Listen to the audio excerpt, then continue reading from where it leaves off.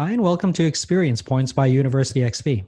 On Experience Points, we explore different ways we can learn from games. I'm your host, Dave Ang from Games-Based Learning by University XP. Find out more at universityxp.com.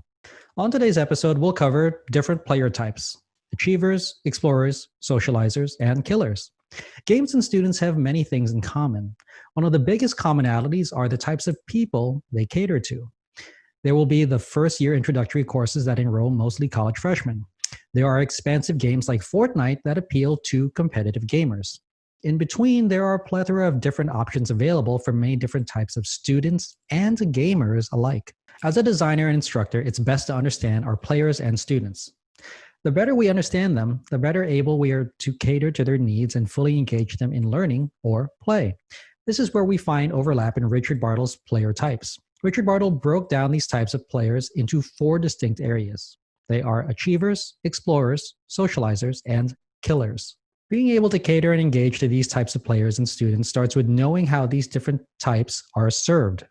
Then it's up to the designers and educators to determine the actions necessary to best continue to serve and engage them. The basis of addressing this is knowing what incentivizes these types of players. That revolves around answering the question of what drives them to do what they do in games. What is it about games that keeps them coming back for more? For students, the questions are similar but slightly different. As educators, we have to answer questions like, what enhances this particular student's learning? What incentives best motivate them? How can I help them reach their learning outcomes? Before we tackle how to address students and player incentives, let's talk about Bartle's 4 player types in more depth. Achievers are the kinds of players that respond well to progression and achievement. In gamified systems, these are the types of players that want to rack up all of those points. These are the passengers who want extra frequent flyer miles. They are the gamers who want to turn those points into the most exclusive set of armor they can attain. Students that fall under this player type are already quite engaged. They find the class stimulating and helpful. They want to achieve as much as they can in the class. They seek out assignments and assessments as ways for them to prove that they know their stuff. They want to achieve more. For many educators, this is the dream type of student. Instructors can continue to engage them by making sure that there are opportunities for them to distinguish themselves by achieving and doing more in your class.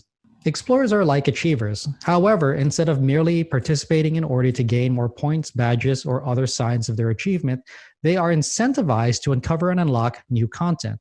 Explorers are the types of players who want to visit every nook and cranny of a map. They want to know what is out there. They are constantly looking for Easter eggs. They want to find something that no one else can find. Explorers are looking for surprises in the game. They want to see new things and experience new outcomes. Explorers in classrooms are students who don't always follow the syllabus or course outline. They will read material and consume content the way that they want. They'll do it in order to find out something that is in the class that hasn't been discovered yet. Sometimes they might even find a flaw or a loophole in your grading scheme. Explorers are constantly looking to discover new ways of doing things. Socializers are the types of gamers that cooperative games serve best. They are there to collaborate with other players if they can create something bigger and better than they could by themselves. Joining forces with other players for them just makes sense. These are the types of players that play Farmville for the joy of it. Students who are socializers want that kind of interaction with other classmates.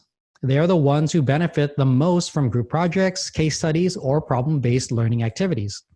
Collaboration and cooperation makes sense for these students in order to accomplish something that they couldn't have done on their own. Killers are perhaps one of the most controversial player types. Killers take a little bit of achievers into account when playing. They want to gain the most points as possible, but they also want to do so in order to make other players lose. Killers are most happy when they are winning and everyone else is losing. Killers can often be a difficult student archetype to serve. They subscribe to a zero-sum approach to learning. In order for them to win, others have to lose. In these circumstances, grading on a curve benefits them the most because they can win against their competition. In some cases, it might make sense to make a classroom activity a competition. You could create an engineering challenge to determine who can make the best protective case for an egg. You could also use a stock market simulation where students are judged based on the value of their portfolio.